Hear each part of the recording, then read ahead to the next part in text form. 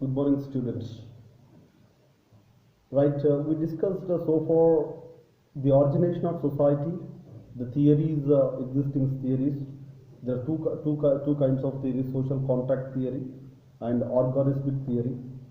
In social contract theory, we have classical writers like John Locke, Rousseau, and Thomas Hobbes and their views.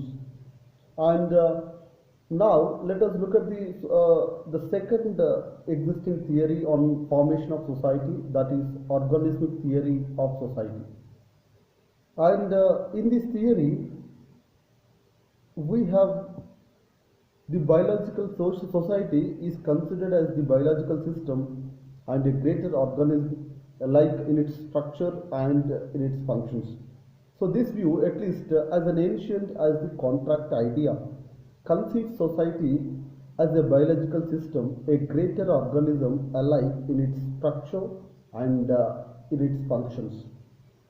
This theory can be dated back even to Plato and Aristotle. Plato compared society and state to a magnified human being. He divided society into three classes: rulers, warriors, and artisans, based upon three faculties of the human soul, that is, wisdom, courage, and desire. Aristotle he drew a comparison between the symmetry of the state and symmetry of the body, and firmly held that individual is an intrinsic part of the society. So this view you can understand. Organismic theory is closely related to the biological system of human life, human body. And here the authors, this theory is dated back to the great writers Plato and Aristotle. Plato, he compared society and state to a magnified human being. He divided society into three categories: rulers, artisans, and warriors, based upon their wisdom, courage, and desire.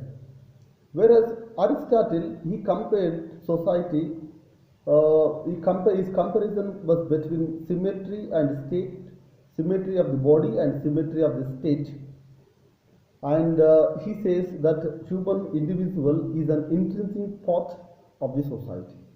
And the organismic theory considers society to be a unity similar to that which characterizes a biological organism. The union of individuals forming the society has been described as similar to the union between the several parts of human body, wherein all parts are functionally repeated. Just as the body has a natural unity, so has the social group or society. The animal body is composed of cells, so it is society is composed of individuals. And the ancient and medieval writers, they merely drawn an analogy between society and an organism. They held that society resembled an organism, but the writers of the 19th century regarded society as an organism.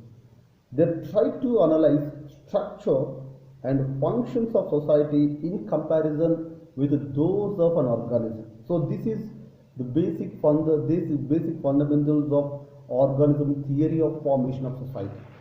And here, one of the famous authors of organismic theory of societal formation, that is Herbert Spencer. Herbert Spencer, who is an organism theorist, he says that society is an organism and it does not differ in essential principle from the other biological organisms. The attributes of an organism and the society he maintained are similar. The both exhibit the same process of development. According to Spencer, the animal and social bodies begin as germs, all similar and simple in structure.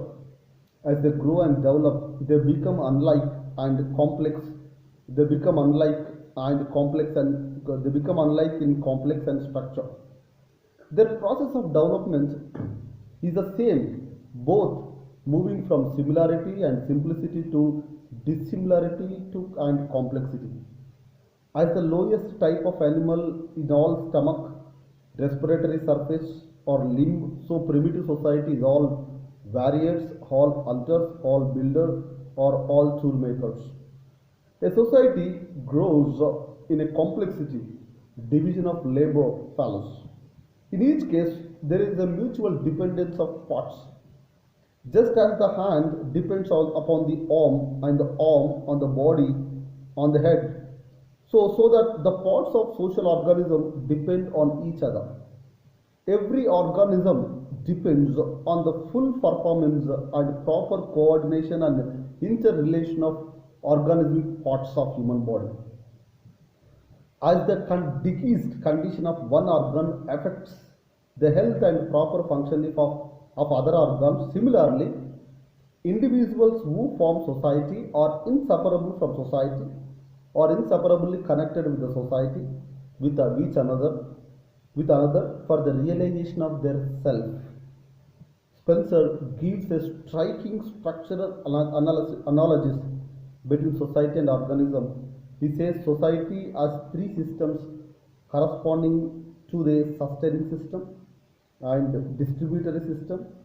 Third one is regulatory system. The first one is sustaining system.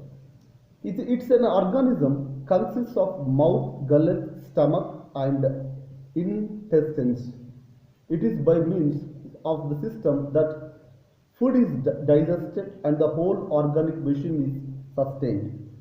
Society as its sustaining system, which refers to the productive system compressing the manufacturing districts and agricultural areas.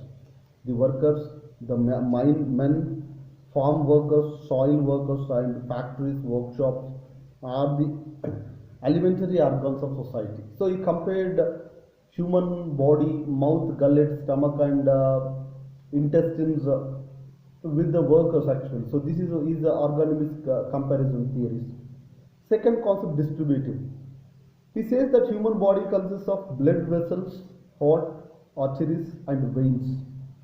And the functions of these human organs are to distribute blood to various parts of human body.